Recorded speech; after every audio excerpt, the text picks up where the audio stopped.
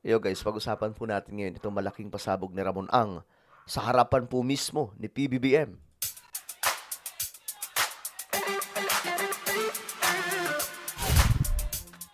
So kung makalat po itong ngayong video o isang impormasyon na itong si Ramon Ang harap-harapan pong may sinabi kay Pangulong Bongbong Marcos. Kung ano yan, pag-uusapan po natin. Anyway, before tayo magsimula, no, sa mga hindi pa po dyan nakakapag-subscribe, makikita nyo po yung subscribe button sa baba ng video na to. I-click nyo lamang po yung subscribe, i-click ang bell, at i-click nyo po yung all. Sa mga nanonood naman po sa Facebook, i-follow nyo po yung ating Facebook page. Okay, mga sangkay. So, ito yung balita. Ito po si Ramon Ang ay meron pong pasabog sa harapan po mismo ni PBBM at sa maraming mga tao. Alam niyo mga kababayan, kaya ko ho itayo itong integrated poultry na ito dahil sa tawag ng mahal nating Pangulo, nung siya ay tumatakbo palang presidente, ito na po ang kanyang mga plano. Sabi niya, hindi tayo dapat manatiling mag-i-import ng baka, baboy, manok, at isda. Ramon, tumulong ka. Yun yung kinagandahan mga sangkay kapag ka ang mindset, no? Walang ibang inisip kundi makatulong sa bayan. Kumbaga pangarap po ni Ramon Ang kasi ang nakikita ko po sa kanya pangarap niyang ang Pilipinas ay maging malago na bansa kagaya ng ibang mga matatayog na bansa. Japan, Singapore, dito sa Asia, 'di ba? China. So, bilang bilyonaryo mga sangkay, kung ganito lang ang lahat ng bilyonaryo mag-isip, yung mindset nila ay makatulong sa Pilipinas, hindi po sa pansariling kumpanya, pansariling interest lang, di sana ang bansa po natin lumalago, 'di ba? Kung magsasama-sama itong mga bilyonaryo, 'di ba? Tapos, sige, pagandahin natin yung Pilipinas. Maganda sana kung ganun. Tapos, yung mga proyekto ay makakatulong po talaga sa mga Pilipino. Hindi po para sa mga mayayaman lang. Alright? Kasi itong si Ramon Ang, kita nyo ngayon yung mga project niya. Mga infrastruktura. Ngayon, eto na mga sangkay. 'Di ba? Nagpapatayo para po sa food security ng ating bansa. Yun yung at saka ginagawa niya daw po ito kasi yun daw po yung kumbaga sinabi sa kanya ni PBBM.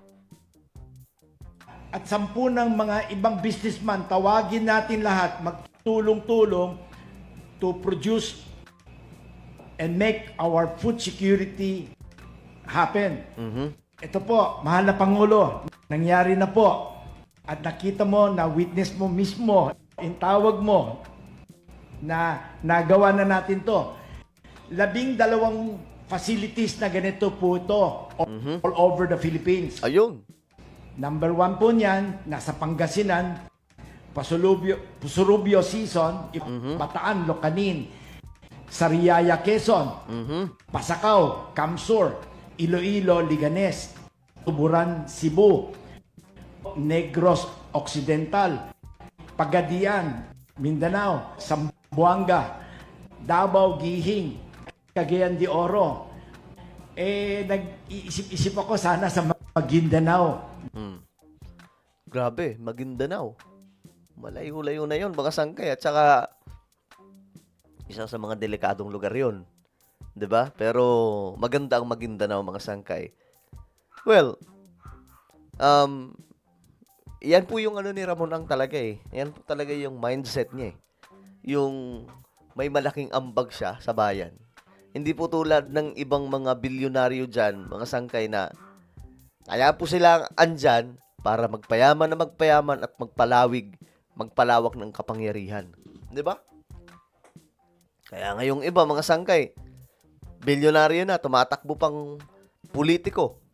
'Di ba? Kasi proteksyon sa kanilang negosyo. Tapos, mas may kapangyarihan ka kapag ka senador o kongresista ka. Pero si Ramon Ang, hindi po Sabi pa nga po niya maraming nagtatawag sa kanya na magpresidente. Kung presidente ka na, malaki na yung ambag mo sa bayan. lagi niyang sinasabi, hindi ako para dyan. Di ba?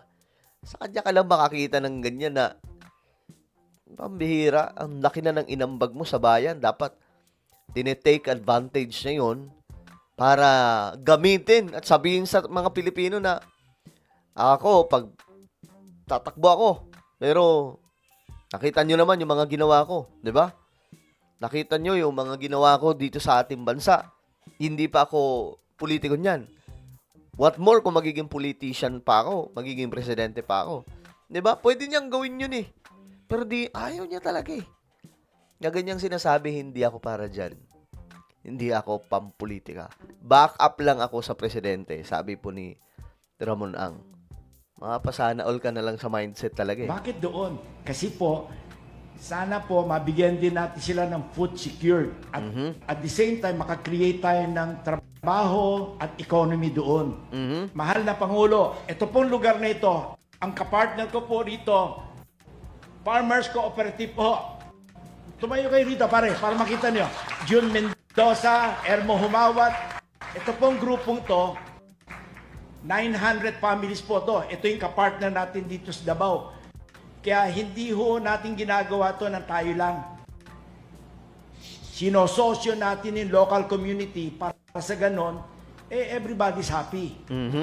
Kasi po, ayaw ko pumunta sa isang lugar para sabihin, nagpayaman lang tayo doon, nagtayo tayo ng malaking negosyo, at sinira natin yung mga maliliit na sari-sari store o maliliit na backyard poultry or piggery. You see, mga sangkay, ganyan dapat ang mindset. Ayaw niyang pumunta doon. Nasa sabila ng mga tao na, ito, nagtayo nga ng negosyo dito, pero wala namang ginawa yan dito, kundi magpayaman lang sa sarili. Siya hindi, mga sangkay. 'Di ba? Gusto niya makita sa mga tao, o makita ng taong bayan, na ang negosyo niya ay nakakatulong talaga sa mga Pilipino. Hindi ho natin gagawin yon dahil yun ang vision ng ating mahal na Pangulo. Ayun! Lagi niya ako pinagsasabihan noon eh. Huwag ka naman magpalaki ng negosyo. Kailangan isipin mo yung taong bayan. Ito na po yun, mahal na Pangulo. Salamat po. Oh. So ayan, mga sanggay, malinaw po mula po sa bibig mismo ng isang bilyonaryo na may malaking ambag sa Pilipinas. 'Di ba? Hindi pa po politiko 'yan, mga sanggay, pero dami na pong nagawa. Alright? So, ayan po si Ramon Ang. Ano po ang inyong opinion tungkol sa kanyang pasabog? Comment down below. Meron tayong YouTube channel. Guys, hanapin nyo po ito sa YouTube, Sangkay Revelation. Dahil dito, mga sangkay, nag-upload po tayo ng mga mahalagang impormasyon tungkol sa mga nangyayari sa ating mundo. Related din po sa Bible prophecy. Alright? Hanapin nyo po ito sa YouTube. Then, click the subscribe, click the bell, and click all. Ako na po ay magpapaalam. Mag-iingat pong lahat. God bless everyone.